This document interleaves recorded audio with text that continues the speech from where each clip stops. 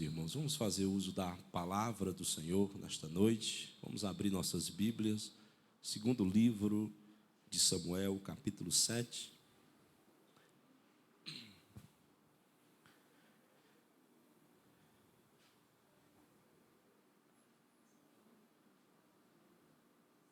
Segundo livro de Samuel, capítulo de número 7.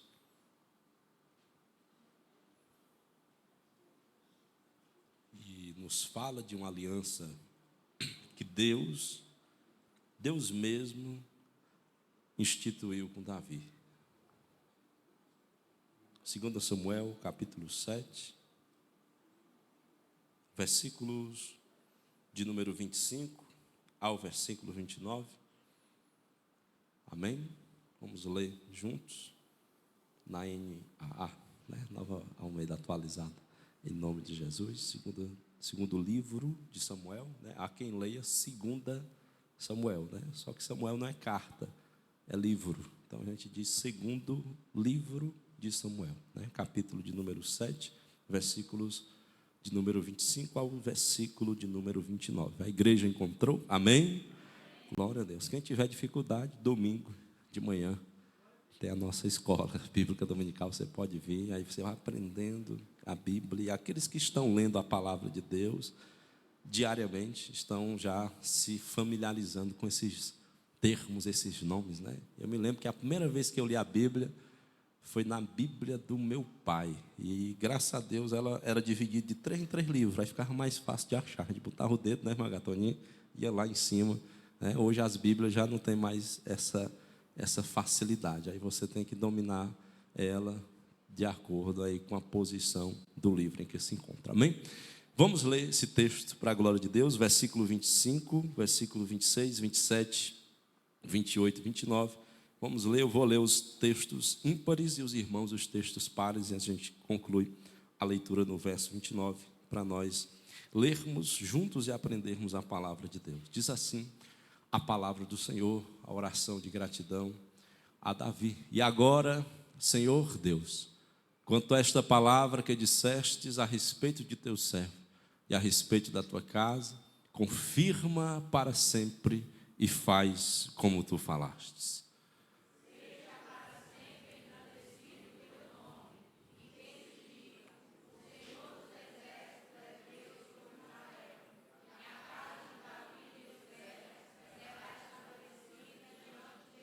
Verso 27, pois tu, ó Senhor, Deus, o Senhor dos exércitos, o Deus de Israel, fizestes ao teu servo esta revelação, dizendo, edificarei uma casa para você.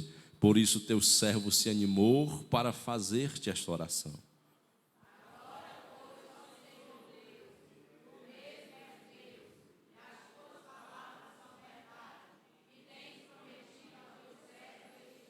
Verso 29, todos juntos. Queiras agora abençoar a casa do teu servo, a fim de permanecer para sempre diante de ti, pois tu, ó Senhor Deus, o dissestes, e com a tua bênção a casa do teu servo será abençoada para sempre. Glória a Deus. Você pode dar um glória a Deus por esta palavra? Aleluia.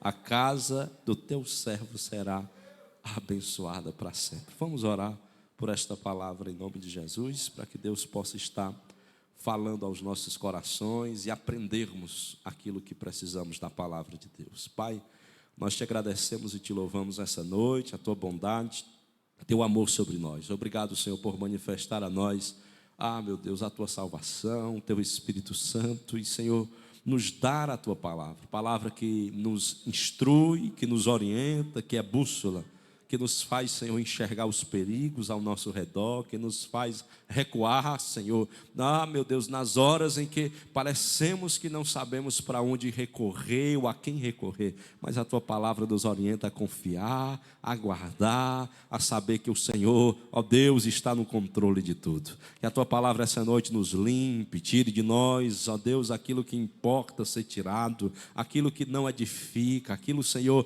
que porventura esteja, ó Deus, de alguma forma meu Deus, ó Senhor, nos impedindo de ter comunhão contigo. Que a tua palavra essa noite possa nos limpar, nos tratar e que possamos, Senhor, ser edificados, sermos cheios dela, para também sermos cheios do teu Espírito Santo. Fala ao coração do teu povo aqui presente, dos meus irmãos e irmãs que porventura também, ó Deus, desejavam estar aqui e não puderam estar, mas que o Senhor os visite, que a tua palavra os alcance e que o teu poder manifeste-se, Senhor, aonde houver o crente te adorando e te buscando neste momento. É o que nós te oramos com fé e nós te agradecemos em nome de Jesus. Amém. Glória a Deus. Podeis sentar.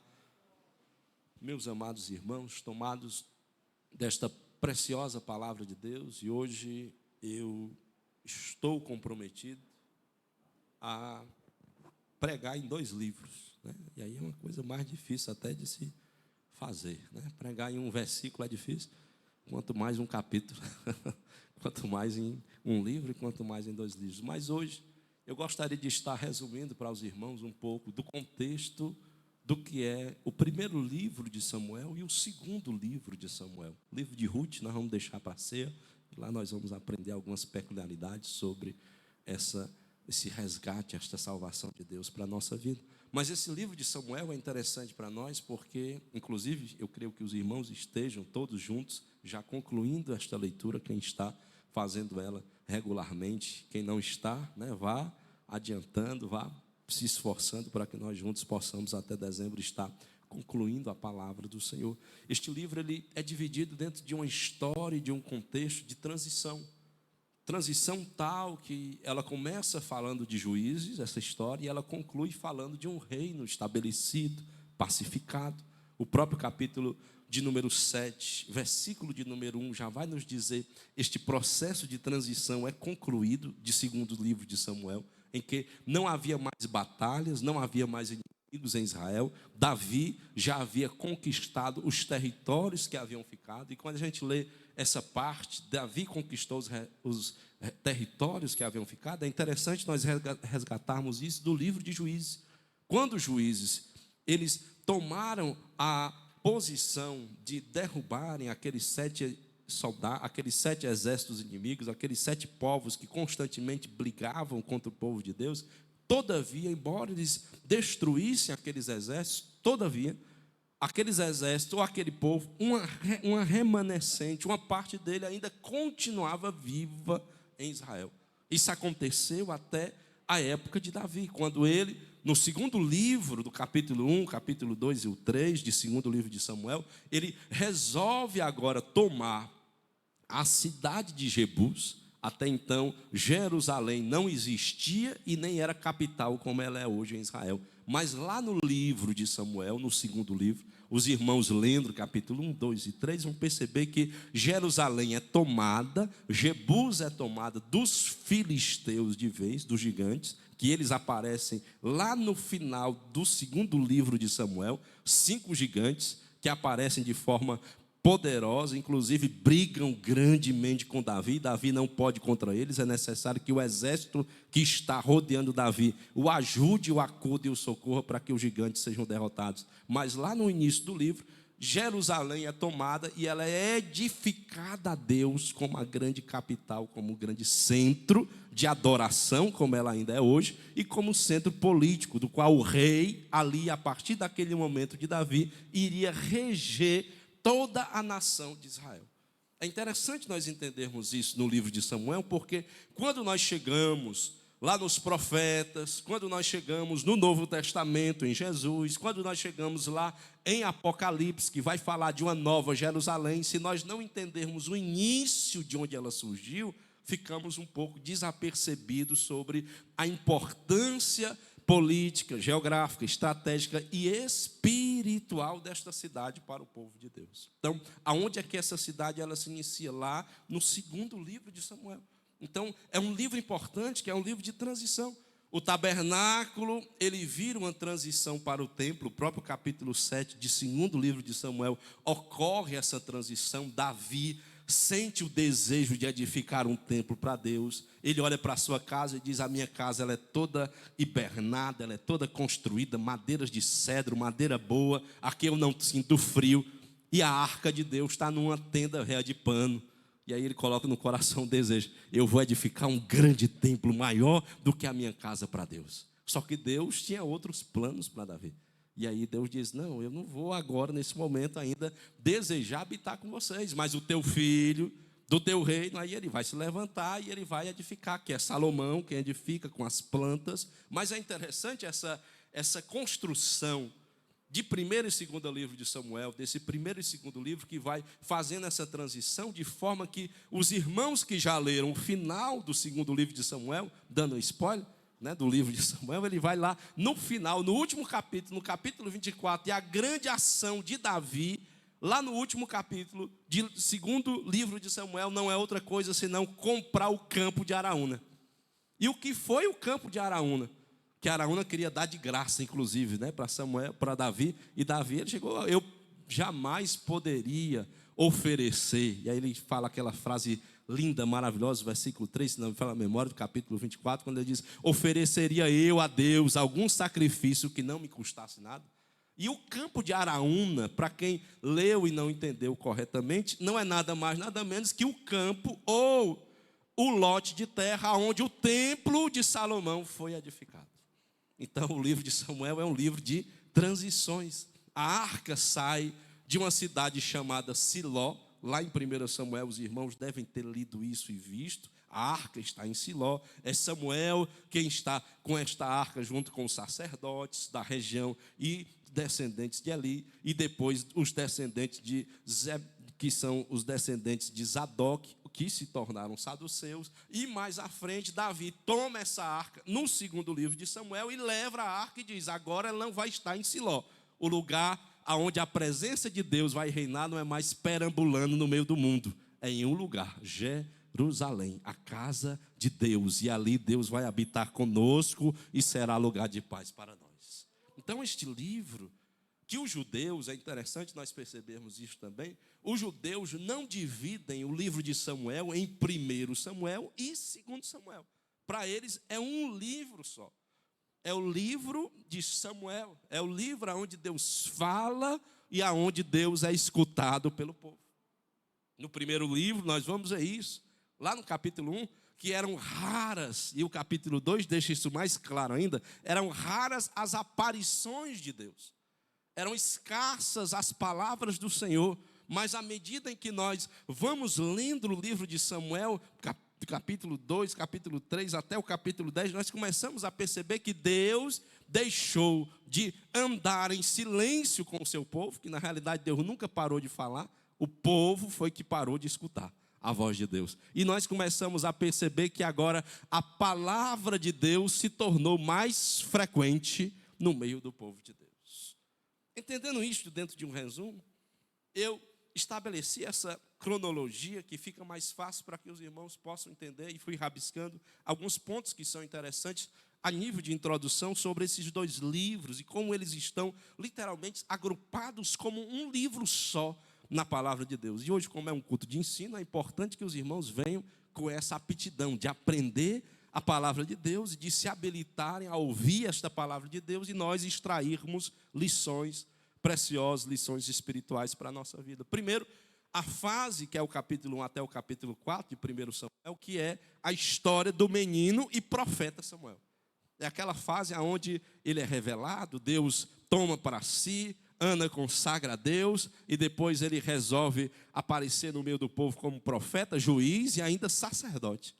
Samuel ele exerce um triplo ofício, incluindo uma grande responsabilidade, ser o último juiz levantado por Deus.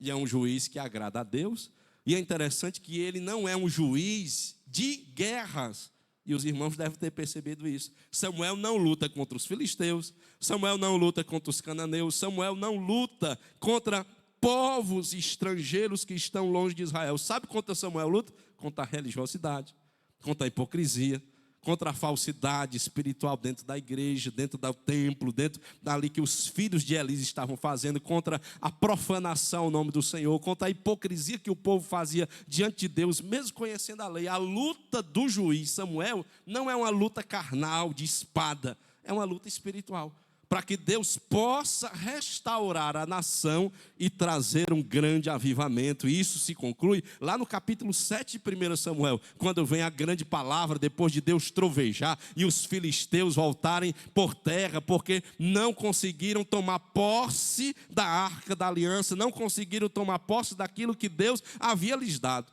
E ali eles declaram aquela palavra linda, lá no capítulo 7, verso 14, que é a palavra Ebenezer. Até aqui nos ajudou o Senhor. E pôs Samuel essa pedra em Mispa e trouxe essa recordação para o povo, dizendo: pessoal, se nós vencemos as batalhas até aqui, é porque o Senhor, até aqui, Ele esteve conosco. Glória a Deus.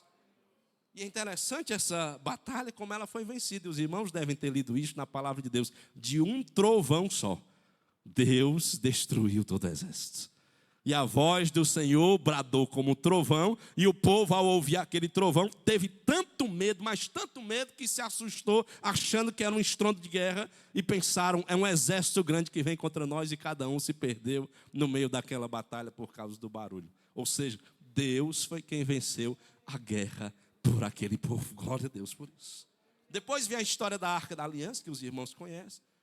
Depois vem a história, que é o capítulo 4 até o 7, a instituição da monarquia. O livro de 1 Samuel, essa transição ocorre.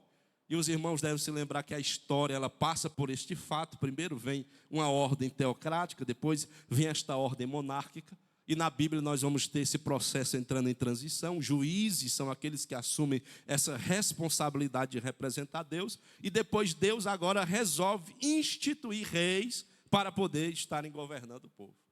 Lembrando que no capítulo 7 e 8 de 1 Samuel, é o próprio povo quem pede a Deus o rei. Vale lembrar isso. E o povo olha e diz: os cananeus têm rei, os heveus têm rei, os heteus têm rei. Para onde a gente olha tem rei, e só Israel não tem rei? Aí Deus diz: eu vou levantar um, segundo o meu coração. Mas o problema é que o povo, ao olhar para Saul, vendo o tamanho daquele homem, a beleza, diz o texto que ele era belo, era uma pessoa que tinha pompa real, que ao olhar para ele a gente podia dizer: este aí nasceu para ser rei, embora ele cuidasse de jumento, né? Nasceu para ser rei, mas cuidava de jumento. Mas o povo diz: é esse aí que vai ser rei. O problema é que não era aquele que Deus queria para o seu povo. Deus permitiu Saul levantar-se, mas não era o homem segundo o seu coração. Aí vem Davi mais à frente para poder tomar aquilo que Deus havia dado para Israel por herança, que vai se concluir lá no segundo livro de Samuel, capítulo 7. Eu estou falando desta forma, né, tendo a predisposição que os irmãos leram 1 Samuel e 2 Samuel. Né? Então, pastor, eu não li esse livro, pelo amor de Deus. Então, terminou esse culto, meu irmão, já comece a ler em casa. Né? Se não está lendo, vá ler. E se está lendo e não está, pastor, mas é muita informação, vá ler de novo. Né? Até você entender a palavra de Deus. Depois vem a ascensão de Davi. Essa ascensão ocorre lá no capítulo 16, quando Samuel recebe a última missão. Né? Qual é a última missão de Samuel? Pegar um chifre, a casa de Jessé, o belemita, e lá ele não tem mais misericórdia ou compaixão de Saul, porque até então ele teve. E agora vai lá e unge o novo rei. E ele ficou admirado com aquilo que Deus havia dado. E é interessante o espanto que Jessé tem diante do profeta que está na sua casa. Porque o profeta, e eu quero chamar a atenção dos irmãos para isso, e nós vamos ver isso mais à frente, lá nos profetas da Bíblia, o profeta não é como o profeta hoje, não. Hoje o profeta a gente recebe em casa, dá comida para ele, e tem irmão que até oferta, né? Tem irmão que até abençoa, dá comida, dá casa, faz dormir. Não, vem dormir. Os profetas andarilhos que andam por aí, que não tem igreja, não tem pastor, ninguém sabe de onde vem, nem para onde vai.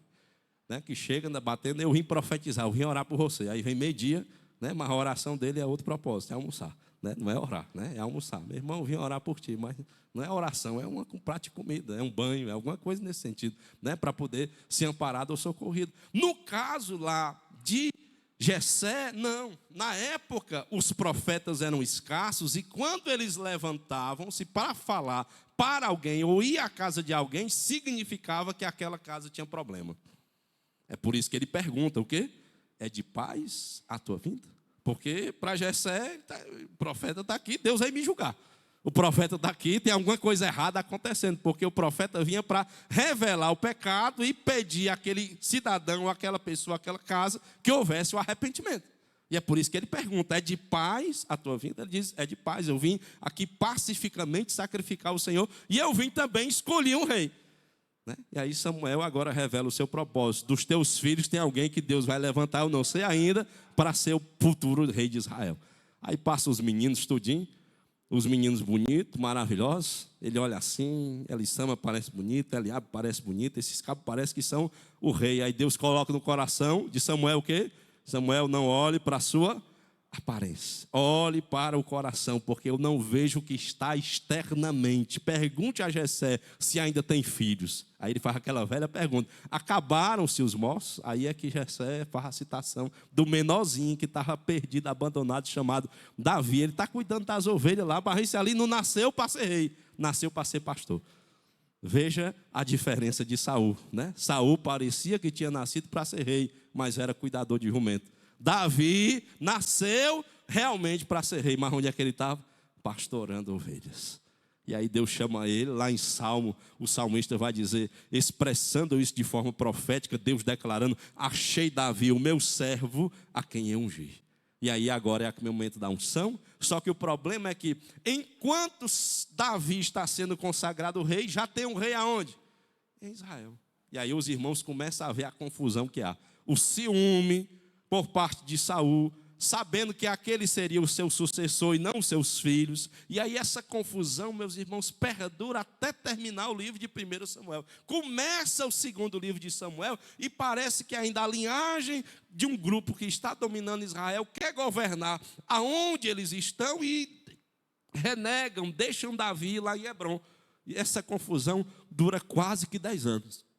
Biblicamente são 10 anos até que Davi ele ponha em ordem a casa e diga, quem Deus levantou foi eu, e a partir de agora, uma vez Saul tendo morrido, e o fim de Saul foi trágico, os irmãos lembram disso, no último capítulo de 1 Samuel, foi tão trágico que ele não teve coragem de esperar o exército vir para matar ele. Ele pegou a espada do seu soldado e disse, eu mesmo vou me matar, já que eu vou morrer, eu mesmo vou tirar a minha vida. É um fim trágico de um rei covarde, que não teve coragem de lutar pelo seu povo, que tanto morria e batalhava por eles. Esse é um fim trágico de Saul. E entra, enfim, Davi.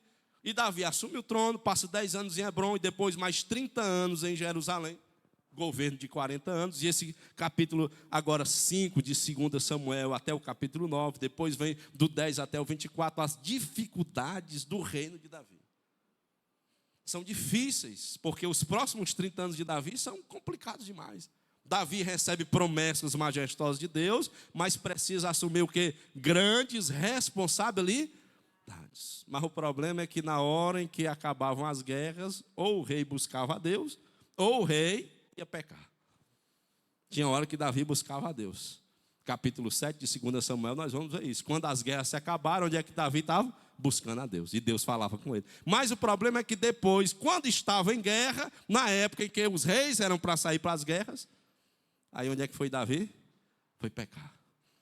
Olhou para o seu harém, viu a mulher de um homem chamado Urias e disse, essa aí é bonita demais, fez o que fez, trouxe a tragédia que foi, e o fim disso foi o quê? Consequências graves, terríveis para o seu governo. E aí os irmãos vão ler isso do capítulo 12 até o capítulo 24. Davi, ele termina o seu reino, o seu governo, mas termina ele de forma um pouco turbulenta, porque são consequências do seu pecado. E aqui eu aprendo uma lição espiritual de Davi que é interessante, que é o que, pastor? Que é a seguinte, que embora Deus perdoe os nossos pecados, todavia nós vamos carregar até o final da nossa vida as consequências dele. Deus pode perdoar o pecado, Deus perdoa, meu irmão. Mas tem consequências que você faz do seu pecado que você vai carregar pelo resto da sua vida. Vou dar só um exemplo bem claro e básico para vocês, e às vezes isso tem se tornado uma realidade comum no mundo e no meio da igreja, o divórcio. Deus perdoa, perdoa, mas você vai carregar isso o resto da vida? Vai. Porque o resto da vida as pessoas vão lembrar que um dia você esteve junto com alguém, talvez hoje você não esteja mais. Eu estou falando de consequência. Vixe, pastor, e Deus não vai perdoar essa consequência, não. Você vai ter que carregar. Davi foi perdoado por Deus? Foi, mas até o final da sua vida, as consequências, as tragédias, a ponto dele ordenar até a morte do seu amado filho, Absalão, de vê-lo morrer enforcado, porque ele não teve coragem de abraçá-lo, de perdoá-lo, e depois que ele morreu, foi que ele resolveu chorar sua morte. Mas enquanto estava vivo, como o pai, nunca quis abraçá-lo. E aí de Davi eu aprendo uma lição linda e maravilhosa, que é: Davi foi um excelente líder, mas um péssimo pai. Foi o maior e melhor líder em matéria de rei em Israel, mas foi o pior pai para você olhar e copiar como exemplo. E aí são o quê? Tragédias de Davi. Mas pastor, a Bíblia, ela mostra esses erros? Mostra, meus irmãos. A Bíblia é tão linda, tão perfeita, tão rica, que ela nos permite ver esses erros para nós aprendermos com eles e não praticarmos. Então ela mostra as virtudes dos homens de Deus, mas mostra também o que? Os seus defeitos, para que a gente olhe e veja: Senhor, tem misericórdia de mim, para que eu não cometa e não caia na desgraça que essa pessoa caiu. E que desgraça foi essa? De Absalão começar a presidir sobre Davi, governar Israel a partir da porta da cidade, de ver Aminon desejar sua própria irmã Tamar, e depois abusar dela, e depois ter abuso de olhar até para a cara dela, depois de ver Absalão brigando com Aminon, terminando numa grande tragédia, depois de o próprio pai Davi perseguir Absalão, e Absalão perseguir o seu próprio pai, e terminar na grande tragédia do seu filho Absalão morrer, e Davi nada fazer por isso enquanto eles estavam vivos. Isso são o quê? Consequências de uma casa onde os pais negligenciam o ensino e a disciplina com os filhos. Tudo isso está lá nos livros de 1 Samuel e de 2 Samuel. São fracassos de Davi, mas não deixou nunca de ser um homem segundo o coração de Deus. Isso revela o que também, além dos fracassos de Davi? A fidelidade de Deus sobre a nossa vida. Do jeito que Deus foi fiel a Davi, apesar das suas fraquezas e fragilidades, Deus também é fiel sobre a tua vida, sobre a minha vida, apesar da nossa fraqueza. Nós não somos melhores do que Davi, não, viu, meu irmão? Nós não somos melhores ou superiores. Ah, pastor, então Davi é menor. Não, meu irmão, nós somos do mesmo nível dele.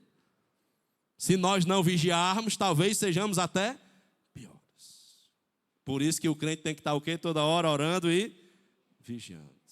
Orem, vigiem, porque a carne ela é fraca, o espírito está pronto, mas a carne de vocês ela está pronta para fazer o contrário da vontade de Deus.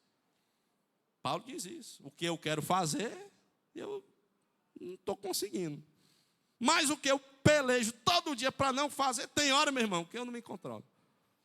E aí, se não for o Espírito Santo de Deus, aí termina o capítulo 7 de Romanos, miserável, né? Ele usa uma palavra assim terrível sobre ele: é o homem que eu sou. Quem é que vai me fazer escapar deste corpo? E aí, só o Espírito Santo de Deus para nos dar graça. Amém? Este livro pode ser dividido também, quando eu falo de livros, 2 livros. Ele começa do fracasso do sacerdócio, e olhando para Eli, nós vamos ver essa referência. Eli é alguém que você olha para ele e vê literalmente assim a fraqueza, a escassez do sacerdócio. O levantamento de um primeiro rei. Depois nós vamos ver Deus agora preparando o novo rei. E aí a gente começa a ler o livro de 1 Samuel entendendo isso. O povo escolhe esse rei. Saul é levantado, mas porém Deus já estava preparando. Entre o grande momento de Samuel ungir Davi como rei e a sua entronização, demorou cerca de 15 a 17 anos. Então houve uma espera, uma preparação. Davi, ele foi primeiramente preparado para depois poder estar assumindo o trono, e não foi uma tarefa fácil. Depois existe a unificação do reino. É interessante nós vermos essa transição. Em Juízes, nós olhamos para Israel e vemos tribos. Em Davi, nós vemos um sentimento nacional, mas ainda não é nação. E quando Davi assume o trono, Israel, como ela é hoje conhecida, a nação de Israel é instituída. Os irmãos estão entendendo isso? Em Juízes, eram tribos. Quando chega Saul, ele pega as 12 tribos e diz: nós somos um só povo, mas ainda não uma nação, porque não tinha uma capital. E aí vem Davi, institui a capital, que é Jerusalém, e diz: nós agora somos a nação de Israel, como até hoje ela assim é conhecida no mundo. Então, graças ao rei Davi, humanamente falando, nós temos uma nação chamada Israel, que havia sido escolhida por Deus para representar o seu governo neste mundo. E isso é interessante nessa unificação. Uma nova dinastia ela é preparada. Deus ele mesmo promete isso no capítulo 7 de 2 Samuel, quando ele diz: olha, agora vai vir reis e mais reis de ti, e nunca vai se acabar o trono na tua descendência. Deus mesmo promete para Davi. E é interessante essa promessa de Deus. Depois vem a expansão deste reino, Davi consolida ele. São os últimos 10 anos do seu governo, quando ele consolida esse reino. Quando Salomão assume, para os irmãos terem uma ideia, o reino de Israel já estava muito consolidado. Já havia paz. E agora Salomão apenas faz a tratativa de fazer acordos e mais acordos de aliança para permanecer mais 40 anos de paz. Então Israel viveu 80 anos, olhando assim dentro de uma retrospectiva dos dois reinos, com paz diante dos seus inimigos aos arredores. E isso era o que? Bênçãos e promessas de Deus para a vida daquele povo. Depois nós vamos ler a desobediência, o pecado de Davi, como eu já citei. Depois nós vamos ver o pecado de Aminon, o pecado de Absalão, e terminando na tragédia do próprio Davi. Davi só se reconcilia quando ele volta para Jerusalém. Está lá no capítulo de número 19 e 20 de 2º livro de Samuel. Quando Davi volta para Jerusalém, é que ele tem, assim, parece que um olhar diferente da vida. É como uma pessoa desviada. Ela se afasta de Deus, peca, se afasta, até que o profeta venha, está com o dedo na cara da gente e diga: ó, tu é o homem condenado à morte. A gente se vê no espelho e diz: vixe, meu Deus, eu achei que eu era santo. Eu achei que era um... É assim que Davi se sente.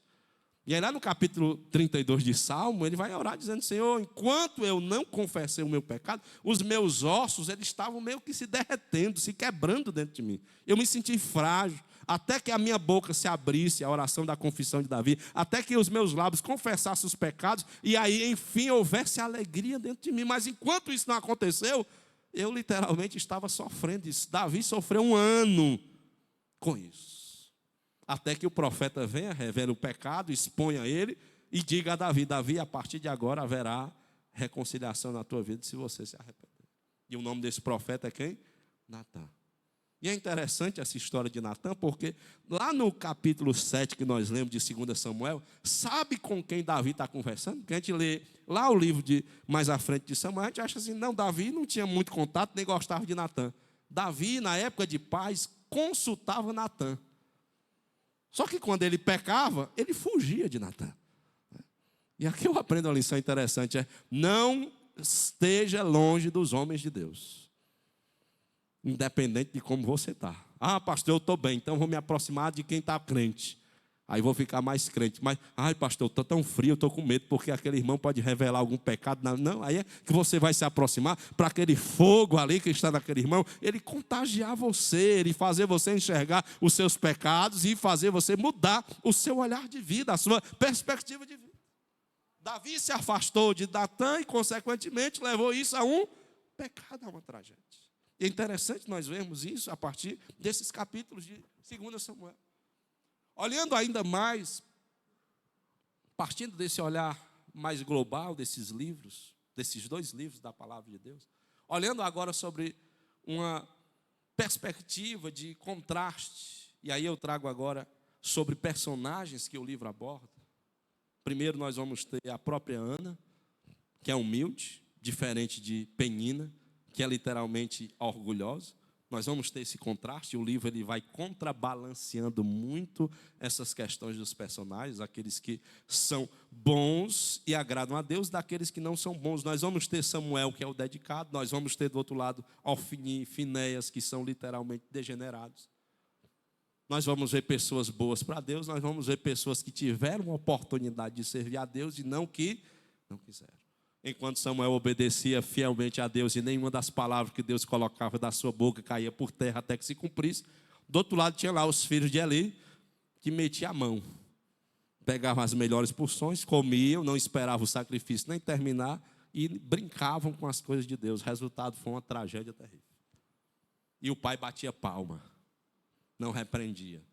Um pai negligente na criação dos seus filhos. De um lado nós temos a arca e a presença de Deus, do outro lado nós tínhamos Dagom, o grande deus dos filisteus, brigando contra Israel. É o contraste que aparece no livro. De um lado nós vamos ter literalmente o povo de Bet-Semes, do outro o povo de Kiriat Jearim, que estão disputando pela Arca da Aliança, capítulo 7 de 1 Samuel, e termina a disputa com Deus dando vitória àqueles que o buscaram e se arrependeram. Isso é um contraste muito interessante que o livro nos traz, mostrando ainda essa perspectiva de, literalmente, comparação. De um lado nós vamos ter Davi, e olhando para esses dois livros, eu trago isso dentro desse cenário para que os irmãos entendam melhor essa leitura comparativa do primeiro livro de Samuel, do segundo livro de Samuel. De um lado nós vamos ter o rei, Davi, do outro lado nós vamos ter o livro de Samuel também trazendo um comparativo com Saul. Até no capítulo de número 22 de 2 Samuel, Davi, ele traz ainda a lembrança quem foi Saul. E os episódios da vida e lições que ele extraiu, inclusive, da vida de Saul, para que ele não pudesse correr e cometer os mesmos erros que ele. E olhando isso dentro dessa retrospectiva, nós vamos ver Davi, um rei que confiava e tinha segurança em Deus. Olhando para Saul, nós vamos ver ciúmes, nós vamos ver medo, nós vamos ver um rei desonesto, nós vamos ver um rei medroso, que está com medo de alguém assumir o seu trono. E aí eu aprendo uma lição para a nossa vida espiritual. O que Deus tem dado nas nossas mãos só vai ser tomado se Deus permitir. Porque às vezes a gente tem medo. Entra uma pessoa no trabalho, toma o lugar, às vezes que nós estamos lá assumindo, às vezes se aproxima e a gente pensa, essa pessoa vai tomar o meu canto. Aí você tem que se lembrar dessa promessa de Deus. Só vai tomar se Deus permitir. Se Ele não permitir, vou continuar trabalhando até que a porta de Deus, ela se feche aqui, uma nova porta, ela possa se abrir em outro lugar. Mas tudo é com a permissão e direção de Deus. Então com Davi eu aprendo isso. Davi tinha segurança. Ele teve até a oportunidade de matar Saul no capítulo 24. Saul estava de coca, fazendo as necessidades. Os irmãos lembram muito bem desse texto. Ele chega lá com a espada e todo mundo diz, ó, ele está lá. Deu uma dor de barriga nele, pode matar. É o que está lá escrito no texto. Os irmãos não se escandalizem, que é desse jeito que está lá. Pode pegar ele, porque o rei está fraco. A hora de tu matar ele é agora. Aí Davi chega lá, de maneira nenhuma. Aí Davi entendeu, eu sei o tempo de Deus na minha vida, eu não vou tirar a vida do rei. Aí ele corta só ali a orlazinha, um pedacinho, para dizer, ó, se eu quisesse te matar agora, eu tinha te matado. Mas eu respeito tanto o que Deus tem dado na tua vida, eu considero que Deus também te levantou, que eu vou esperar o tempo certo para tomar aquilo que é meu. Mas enquanto Deus não tiver ainda me dado a orientação para isso, eu não vou fazer. É uma palavra linda esse capítulo 24 de 1 Samuel, quando nós aprendemos a respeitar o tempo. Porque tem gente que é assim na igreja. Ixi, o irmão, eu vou tomar o canto dele. Vou fazer isso. Não, meu irmão, tenha calma, não se apresse, não se precipite. Davi era paciente, Saul era impetuoso. Tão impetuoso que perdeu o reino por causa disso. Samuel atrasou, ele tinha que sacrificar. E ele não esperou. Ele era rei, mas não era sacerdote, Saul. E aí o que é que ele fez? Ele resolveu se consagrar sacerdote, sem ser chamado. Foi lá, sacrificou, fez tudo bonito, porque Saul sabia fazer e sacrificar bonito. O problema é que ele não foi chamado para aquilo. Quem foi chamado foi Samuel. E aí o problema é que quando Samuel chegou, Saul já tinha feito tudo. Eu creio que pelo que o texto nos diz, ele já tinha até comido as partes depois do sacrifício. Porque depois que você cortava o animal e tudo, depois de ter feito tudo, o sacerdote podia comer. E era o sacerdote, não era outra pessoa. E ali eu creio que ele se apossou até disso. Aí veio a palavra de Deus, a Samuel, capítulo 15, que é que Deus diz? Melhor importa obedecer do que sacrificar. E às vezes nós estamos cometendo o mesmo erro de Saul. Estamos sendo impetuosos e não pacientes. E aí com Davi nós aprendemos a ser o quê? Pacientes, irmãos, aguarde. Ai, meu Deus do céu, eu vou. Não, esteja paciente. Tem hora que a gente tem que ser paciente, assim, muito paciente mesmo, mas tão paciente que a gente até se espanta com a gente. A gente olha assim, meu Deus, como é que eu estou sendo paciente? É porque nós temos que ser, realmente aguardar a ordem e a manifestação de Deus, dizendo agora você vai. Mas enquanto Ele não disser, vá, aguarde, espere, para você não agir precipitada. Tem aquele ditado que diz que quem tem pressa come cru, né? Pois é, na Bíblia isso aí existe. E ele comeu cru mesmo de verdade, porque ali ele perdeu o reino, a descendência dele perdeu tudo. Ele não era mais rei, Deus diz, a partir de agora eu não vou ter mais dó de ti. Levantou Davi em seu lugar. Em Davi nós encontramos bondade e misericórdia. Davi foi muito bondoso e misericordioso com Jonatas, com Mefibosete no capítulo 9 de 2 Samuel. Nós vamos ver isso no capítulo 21, quando ele luta, inclusive, por Mefibosete, no capítulo 22 e no 24, ele ainda tem misericórdia dos filisteus. Mas em Saul nós vamos ver o quê? Vingança. Davi chega lá, ele está com dor de cabeça grande, Saul, ele toca a harpa, aí vem um espírito mau que o texto diz da parte de Deus, que na realidade eram demônios, que se apossaram dele, que estavam ali atemorizando, e o que é que ele deseja agora? Ele puxa a espada, ele puxa a lança, de outro texto também, e ele agora deseja ferir ou machucar Davi. O que é isso? Vingança, ciúme, porque alguém está sendo mais dedicado do que ele no serviço do reino de Deus. Tem gente que é assim. Se vê alguém melhor do que ele, trabalhando para Deus, ele já fica cheio de ciúme. Se ele tivesse uma lança, ele enfiava. Ah, acaba ruim. Por que tu está trabalhando melhor do que eu? Eu quero ser, né? É igual aqueles irmãos que são orgulhosos, né? No dia que ele descobre que tem um mais orgulhoso, um mais humilde do que ele diz, né? Eu sou o mais humilde. Aí ele rasga a roupa mais ainda para dizer, eu sou o mais humilde dessa igreja. E ele não entendeu nada sobre o que é humildade. Humildade não é veste, não é sobre a nossa situação externa. Humildade é o que está no coração, a capacidade de servirmos, obedecermos e nós nos submetermos à vontade de Deus, independente da situação. Em Davi nós vamos aprender sobre a obediência. Ele confessa os pecados, embora peque, por isso que ele é um homem segundo o coração de Deus, mas em Saul vai ter mentiras. Saul mente. Saul trama matar Davi constantemente, do capítulo 17 até o final de 1 Samuel, meu irmão. O maior desejo de Saul não é outra coisa, é literalmente aniquilar, a ponto dele ir, inclusive, lá no capítulo 27 ou 28, se não me falha a memória, a consultar os mortos, a pedir e requisitar daquela pitonisa, que ela enganou, inclusive, porque não poderia ser jamais Samuel. Ela olha para um vulto, e o vulto parecia ter os cabelos como os cabelos brancos, e ela reconhece que é um profeta não pelo rosto, mas pela capa. Então não é Samuel, porque tem irmãos às vezes que tem dúvida, pastor, mas ali será que é Samuel que se levantou? Não, ali foi uma capa, e a capa eram os profetas quem o usavam, e o demônio ali ele enganou. E aí diz o texto que Saul, percebendo pela capa, entendeu que era quem? Samuel. Não é que fosse. É tanto que as profecias, inclusive, não se cumprem, porque o profeta lá, né, falso, demônio, ele diz, no outro dia teus filhos vão morrer, e no outro dia os filhos ficaram vivos. Eles não morreram no dia seguinte, como a profecia que foi dada. E não morreram todos, ainda ficou descendência. E ali, literalmente, a gente olhando pelo texto e o cumprimento da profecia, nós entendemos. Não era Samuel sendo levantado dos mortos. Ele está bem quietinho lá, esperando a ressurreição, para daqui a pouco ele se encontrar com a gente lá nos céus, com Jesus. Mas não foi ele que se levantou ali dos mortos. Foi um demônio que apareceu, como tem gente ainda hoje consultando. Bota uma mesa branca, bota pedras, bota cartas, e aí diz, eu quero consultar o fulano, chama Beltrano aí. Aí esse Beltrano, esse fulano aí, não é ele não, é o demônio mesmo, que se manifesta, e às vezes por ele te conhecer, por ele saber do teu hábito, ele vai dizer coisas sobre ti, que tu faz, porque ele te observa. E você acha que ali olha, o fulano é ele mesmo que está falando comigo. Não, meu irmão, é demônio. É igual no interior, o pessoal às vezes, né, diz, olha, eu estou vendo meu avô ali. Não, meu irmão, não é teu avô que está aí, ele já morreu, é demônio. Lá na casa da minha avó tinha muito isso, esse negócio. Aí chegaram lá, olha aí, o avô da gente se levantou e disse, não, meu irmão, isso aqui não tem nada de avô, vamos orar que aqui é demônio. Aí no outro dia sonhou lá, tinha uns gnomos ao redor da cama. E aí ela disse, eu sonhei com os gnomos, vamos cavar aqui o chão que tem botija na casa. Eu disse, meu irmão, que você vai cavar para ir para o inferno, né? Porque literalmente isso aí é coisa de demônio, cavar o chão para ir atrás. Porque antigamente nós tínhamos muito essa coisa.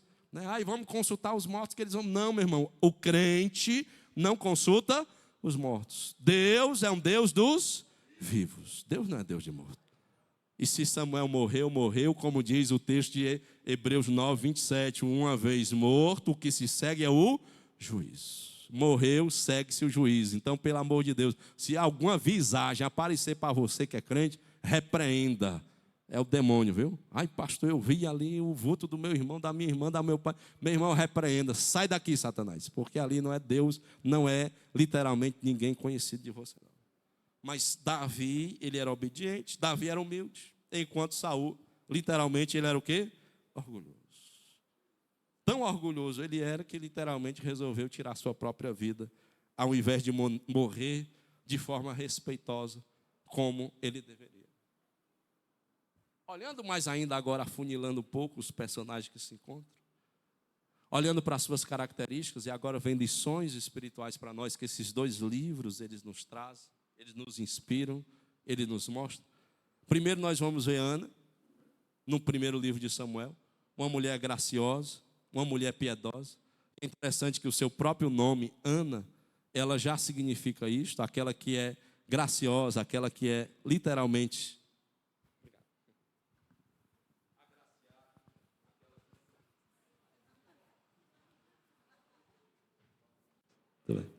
Glória a Deus, né? Foi ali a pilhazinha, né? Se acaba, glória a Deus, né? Até as máquinas cansam, viu? Essa mulher era piedosa, uma mulher graciosa, uma mulher cheia de Deus. E a palavra diz que Deus deu graça a Ana. Que graça foi essa? Ela não podia dar luz a filhos, nós conhecemos toda a história. E ela foi atendida de uma oração. Né? Ela literalmente achou graça em Deus. Deus olhou a sua oração, seu choro, os irmãos entendem. E uma lição maravilhosa que nós aprendemos de Ana é que Deus tem poder de nos dar graça quando nós oramos e imploramos a Ele pelo milagre. Isso é uma coisa muito maravilhosa que Ana nos ensina. Ela não desistiu do seu pedido, e enquanto Deus não desse, atendesse o seu pedido, ela não sairia da presença de Deus. Elcana não entendeu muito aquilo, Eli até olhou para aquela situação sem entender muito o que estava acontecendo, mas depois ele acabou abençoando ainda a oração dela, porque ele entendeu, esta mulher não desiste da causa pela qual ela está orando. Glória a Deus. Isso é uma lição que Ana nos traz. O seu nome, graça, já significa isso. Ela sabia, Senhor, eu não mereço, mas a Penina tem mais filho do que eu, e ela recebe mais do que eu, como amor, como bondade sobre a sua vida. Mas eu quero, Senhor, também ser atendida nesta oração. E Deus não deu apenas Samuel. Glória a Deus. Deus não deu apenas Samuel, melhorou, né? Deus deu também, foi muito mais do que Samuel. Ela diz, olha, aquela ali pode ter recebido 4, mas eu recebi foi em dobro. Quando Deus manda a bênção, e aí eu aprendo essa coisa linda com Ana. Quando Deus responde a tua oração, a minha oração, Deus não dá só o que nós pedimos. Deus dá bem mais do que aquilo que nós estamos esperando receber. Ela só esperava um menino. E o menino que ela recebeu, ela o quê? Consagrou. Ela disse, Senhor, eu recebi, mas eu não mereço. Isso é graça. Então ele é teu, eu vou devolver. Aí Deus foi tão bom. Não, então agora tu vai receber mais. Porque tu confiou em mim. E agora o teu, aleluia, teu ventre vai se abrir. Eu vou te abençoar. Glória a Deus. Era uma mulher de fé. É uma característica que Ana nos traz nesse livro. É uma mulher que crê, ela sabe disso. Ela confia em Deus, embora as pessoas desacreditem dela. Ela continua confiando em Deus. Aí eu vou lhe fazer essa pergunta. Se você está confiando em Deus, mesmo os outros não acreditando no que tu crê? Porque às vezes a fé da gente, na nossa fé, ela exige isso, que nós venhamos crer independente da situação. Uma outra lição que Ana nos traz é que Deus deu, isso aqui Deus colocou no meu coração para transmitir para nós essa noite, para eu e você recebermos. Deus deu a uma mulher comum algo extraordinário. Que com certeza Ana pensou assim, Senhor, será que eu mereço isso mesmo? Como às vezes a gente pensa, Senhor, será que é eu mesmo que tu está chamando? Senhor, sou eu mesmo que vou fazer isso? Senhor, é eu que vou ter essa oportunidade? Senhor, será que é eu mesmo que vou fazer isso? É eu mesmo? Pois é. É você, uma pessoa comum, como eu sou uma pessoa comum, que Deus está chamando para coisas extraordinárias para o seu reino. Ela jamais pensou que do ventre dela, que do sangue dela, nasceria um juiz, um profeta, um sacerdote, que restauraria a nação, que ungiria o rei, que ungiria outro rei, que falaria em nome de Deus e que ouviria a voz de Deus.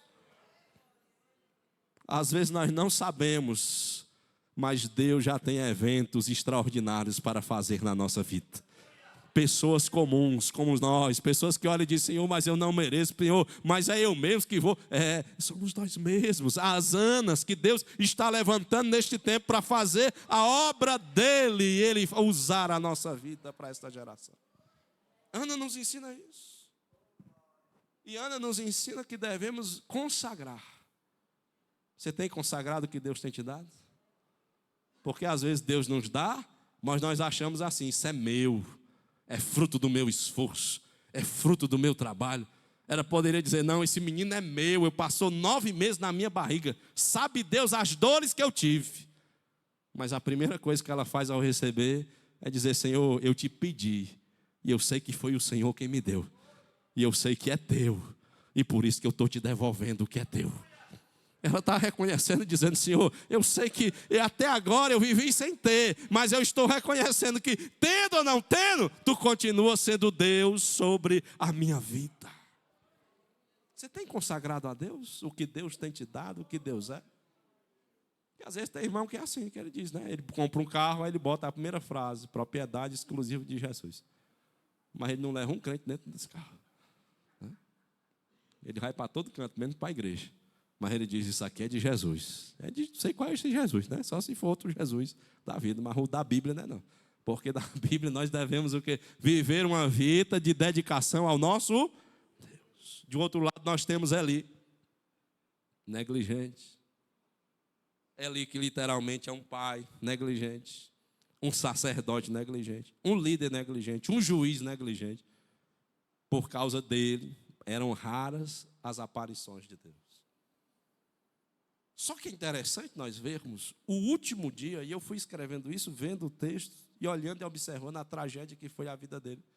Deus permitiu que o último dia da vida dele fosse o dia mais trágico. Ele poderia morrer sem ter visto, sem ter olhado nada daquilo. Primeira notícia que vem, Eli, teus 2 filhos morreram, está vivo ainda. O último dia da vida dele, ele está sentado numa cadeirazinha de balanço. Diz o texto que ele estava com sobrepeso, os cabelinhos brancos.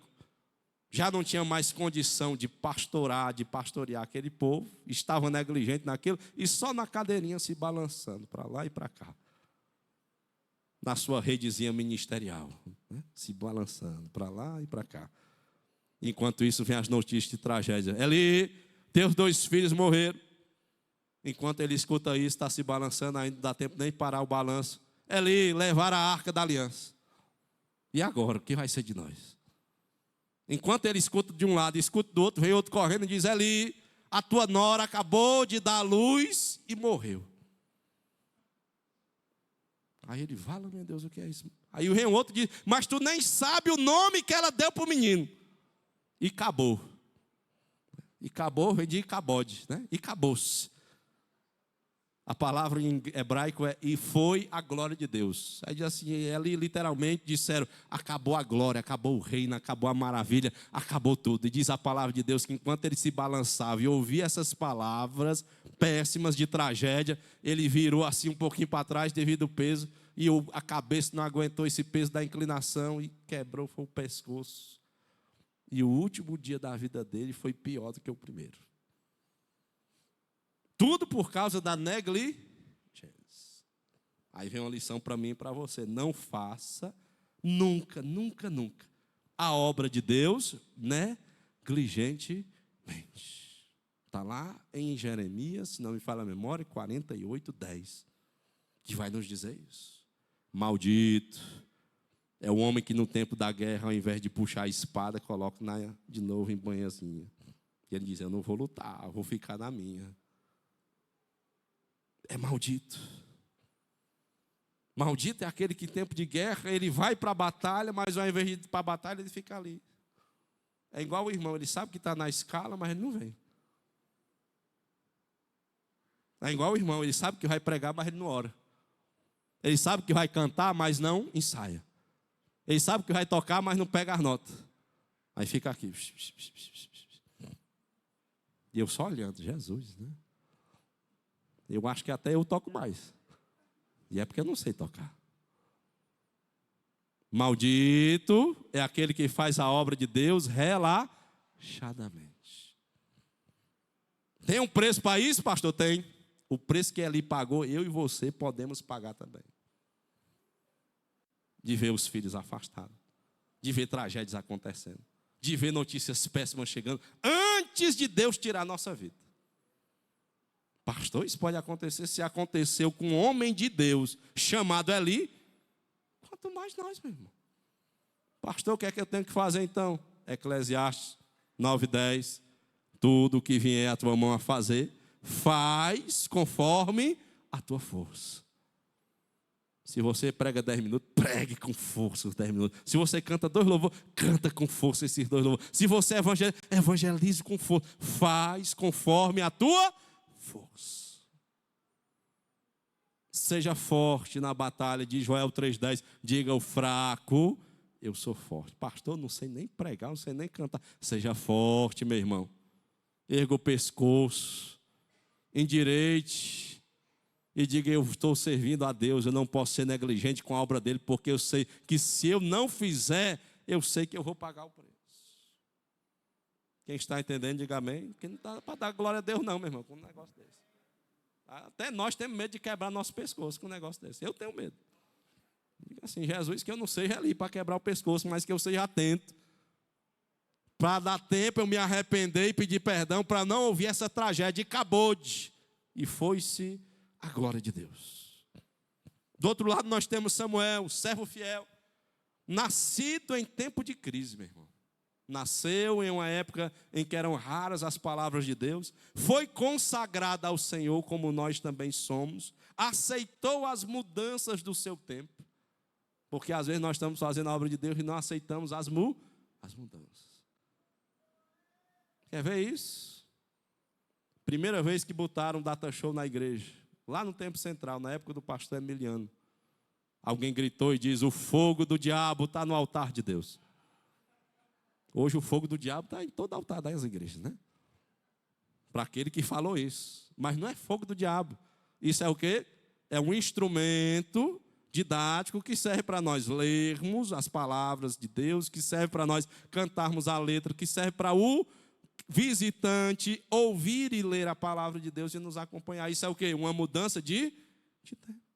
Nós precisamos estar entendendo que nós estamos vivendo o quê? Mudanças constantes de tempo. Só que às vezes no nosso coração nós temos esse sentimento. O que eu não domino, eu demonizo. E aquilo que eu sei, eu divinizo.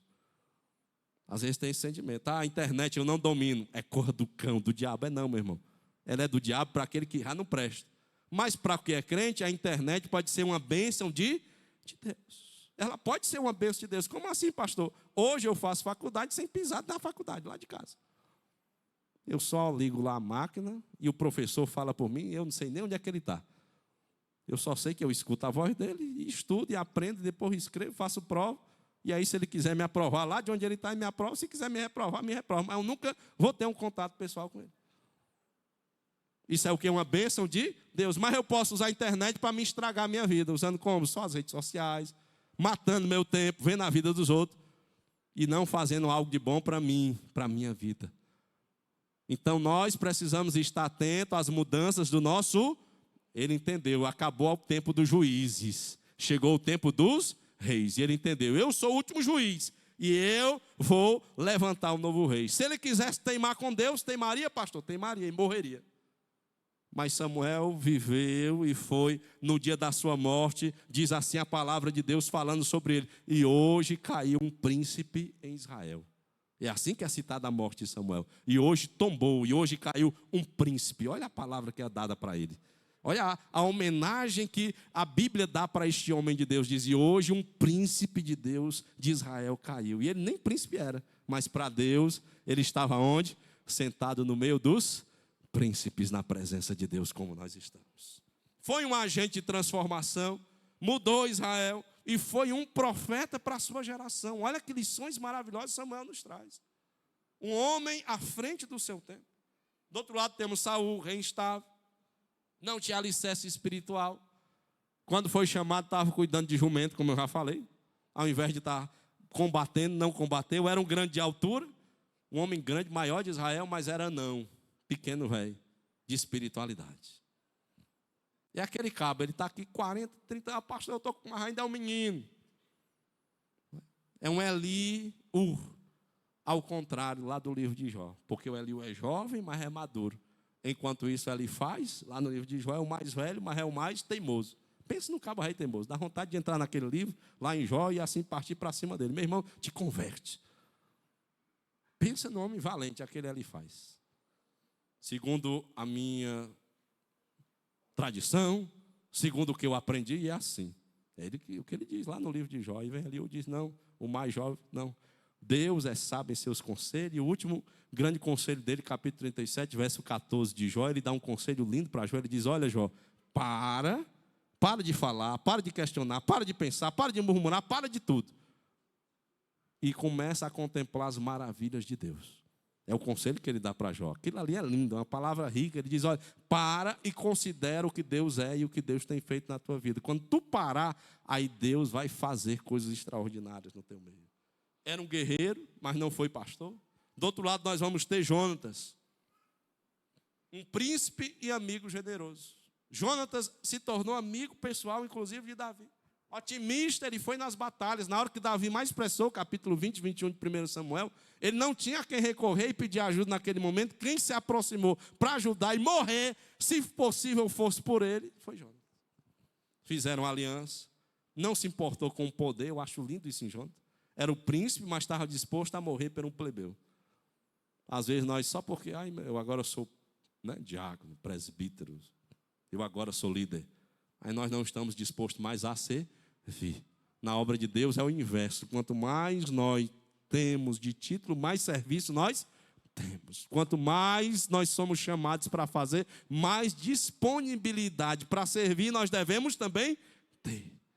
E com Jonatas eu aprendo isso. Alguém que, independente do status onde ele estava, era rei, já formado para ser rei, um príncipe formado para ser rei. Mas ao invés de estar no palácio comendo das bênçãos do rei, onde é que ele estava? Servindo na batalha, morrendo em nome do seu povo.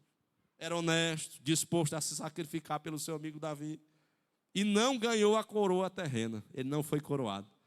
Mas lá em Apocalipse 2,10 vai dizer que ele foi fiel até a morte. E por conta disso, pela aliança que ele fez, ele com certeza, crendo no que Deus era na vida de Davi, ele vai receber também pela fé a coroa da vida eterna, como nós também receberemos. Às vezes o nosso prêmio não estará aqui nessa vida, viu? Às vezes o nosso prêmio estará onde? Lá no céu. Continue trabalhando, servindo, independente de quem você é. Lá fora você pode ser quem for. Aqui dentro nós somos servos de Deus e de Jesus. Você pode ser o que for, mas aqui dentro nós somos o quê? Servos de Jesus. Nós não estamos aqui para ser servidos, mas para servir uns aos outros. Porque nós temos uma certeza, a nossa coroa já está guardada lá por Jesus. Aleluia, lá no céu. Do outro lado nós temos Davi, para nós encerrarmos. Davi é um pastor anônimo. Tão anônimo ele era que nem o seu pai se lembrou dele. Tão anônimo ele é, que nem o pai se lembrou. Vixe, aquele é meu filho também. Quando Samuel pergunta, cadê o menino? Acabaram-se o jovem. Aquele, aí tem um pivetezinho, né? Como dizia o pastor Deudete, saudosa memória, né? Eu me lembro quando era mais novo, ele chamava o pivete. Esse pivete, aí pedi dinheiro aqui para evangelizar, né? Ia lá pedir dinheiro para evangelizar de noite. Ele tinha a caixa da convenção nas mãos, e a gente pedia, pastor Deudete, nos libera aí uma verba para nós podermos fazer aqui um trabalho de evangelismo aqui. Pivete, esse pivete, está pedindo dinheiro aqui, é só oferta, né? Ele dizia desse jeito, né? Assim era o tratamento, talvez, de ali com o pequeno Samuel, né? Um pivete, um meninozinho pequeno. Quem é que vai dar alguma coisa para ele? É um anônimo, velho, franzino, magrinho, velho, que cuida aí das ovelhas. Mas aquele era um homem a quem Deus havia chamado e escolhido. E aí eu aprendo uma lição maravilhosa para nós. Não importa onde você está, em que esconderijo está, Deus vai te achar, Deus vai usar alguém para te encontrar, Deus vai te chamar e Deus vai dizer o que Ele tem preparado para fazer na tua vida. Não adianta nós nos escondermos. Ele estava lá fora, ele estava lá cuidando dos interesses daquela família, literalmente daquele momento ali, do que era o ganha-pão deles, do dia a dia deles. E naquela hora, Deus o achou aonde ele estava. De anônimo, a rei de Israel. É assim que Davi literalmente é conhecido. Uma outra lição que eu aprendo de Davi para nós, resumindo isto, é que ele foi treinado na solidão. Houve um tempo. Teve hora que ele ficou sozinho, ele não tinha a quem recorrer. Ele não tinha para onde ir. Na casa do rei, ele era literalmente ali oprimido. Quando voltava para casa, os seus irmãos tinham inveja dele. A reconciliação com seus irmãos só vai acontecer no segundo livro, lá no final, quando mais à frente, Jonatas, um dos irmãos de Davi, sai em disputa para proteger o seu irmão. Mas até então a Bíblia não fala mais dos irmãos, literalmente de Davi. Como homens que estão próximos, como homens que estão entendendo que Deus havia dado para a sua vida. E Davi literalmente aprendeu o processo da maturidade na solidão. É o que Eclesiastes 3 vai nos ensinar, meus irmãos. Tem um tempo de nós nos abraçarmos, mas tem um tempo também de nós nos afastarmos do abraço. Assim foi Davi. Teve um tempo que ele ficou só, ele e Deus. E lá nos Salmos, inclusive, em alguns momentos, ele vai fazer esse tipo de oração, se lembrando de momentos em que era ele e Deus, pedindo a Deus a orientação, a graça, para poder suportar a situação que ele estava passando. Isso nos ensina para a nossa vida. Às vezes vai ter hora que você vai ter que batalhar sozinho. Às vezes a tua batalha, a tua luta, a tua dificuldade, você vai ter que encarar de cabeça erguida sozinho, mas confiando numa coisa: Deus também está contigo nesta batalha, amém? Deus também, se Ele prometeu, Ele é fiel. Há uma outra lição que eu acho linda de Davi, esse segundo livro, capítulo 7, vai nos ensinar isso. É que Davi era rei, mas ele gostava mesmo era de ser servo. Quando ele falava com Deus, ele entendia: tu é rei e eu sou servo. Nós lemos, inclusive, hoje à noite, ele orando a Deus, dizendo: Senhor, se o Senhor quiser abençoar este servo, o Senhor com certeza vai abençoar, e vai abençoar os seus filhos, e vai abençoar essa casa, e eu sei que o Senhor não vai se esquecer dos meus. Davi, embora fosse o rei, ele gostava mesmo era de servir. Ele não olhava para a patente.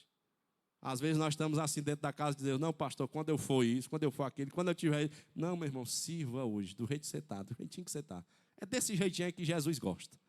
É desse jeito, porque se você foi levantado, talvez, de forma mais honrosa por Deus, Deus vai saber que isso não vai mudar o teu coração. Porque às vezes tem gente que é assim: basta ele botar uma gravatazinha, meu irmão, o homem agora... Não me chame de irmão, me chame de pastor. Já ouvi um cabo dizer isso. Eu não sou irmão, eu sou pastor, mas não é irmão também, não. Né? Eu sou pastor, me chame de irmão, a patente tomou conta do coração. Seja crente, seja humilde, seja servo. Davi, embora rei, no seu coração ele tinha a disposição de ser servo. É uma cultura nossa nordestina chamar, né, os pastores de pastores, mas lá em São Paulo, lá no sul, quem já foi ou quem um dia ainda pretende ir, não se escandalizar, eles chamam uns aos outros de irmão. Vamos chamar agora o irmão, e o irmão é pastor. Porque é uma cultura, eles entendem: o pastor é Jesus. O sumo pastor da igreja é quem? Jesus Cristo. Nós falamos em questão de honra, de respeito, como falamos Senhor, né, como falamos para os nossos mais irmãos, né, veteranos, Senhor, questão de honraria. Mas Davi, ele entendia: eu sei a minha patente, mas eu sei que isso não vai afetar o meu coração. Eu sei em quem eu tenho crido, Ele é rei, Ele é Senhor. E por conta disso, ele o quê? Se tornou o homem segundo o coração de Deus. Quem aqui quer se tornar segundo esse coração de Deus? Seja humilde, seja crente, entenda o que Deus tem para a tua vida, compreenda isto, e eu creio que Ele só tem a fazer uma coisa na tua e na minha vida: o que, pastor? Nos abençoar, amém? Por causa disso é que Deus fez a aliança, que é o capítulo 7 de 2 Samuel, todinho para nós lermos em casa depois. Por conta disso foi que Deus fez uma grande aliança. São alianças lindas e maravilhosas, mas vai ficar para um outro momento nós trazermos essa menção e essa mensagem, que é um capítulo, meus irmãos, muito importante da palavra de Deus. É basicamente a penúltima aliança de Deus com alguém no Antigo Testamento. A próxima aliança de Deus é lá em Jeremias 31. Para os irmãos terem ideia da importância dessa aliança do capítulo 7 de 2 Samuel. E nós vamos depois destrinchar e aprender, meus irmãos, tem uma lição tão maravilhosa para nós, para a nossa vida, que esse capítulo 7 nos ensina. Mas eu espero que nesta noite você tenha entendido o que o livro de 1º, de 2 Samuel, ele representa, ele ensina para as nossas vidas. Ele nos mostra uma transição da parte de Deus para com o seu povo, de governo, mas também indica uma coisa: Deus não mudou na sua essência. Ele continua no centro do governo da história do mundo. Os governos passam, os juízes passam, mas o Deus que levanta e que derruba juízes e reis permanece para todos sempre. Glória a Deus! Vamos ficar em pé em nome do Senhor Jesus nessa hora. Quantos recebem esta palavra em nome de Jesus? Receba, seja edificado, aprenda com as lições boas e aprenda também com as lições ruins. Assim é a vida da gente.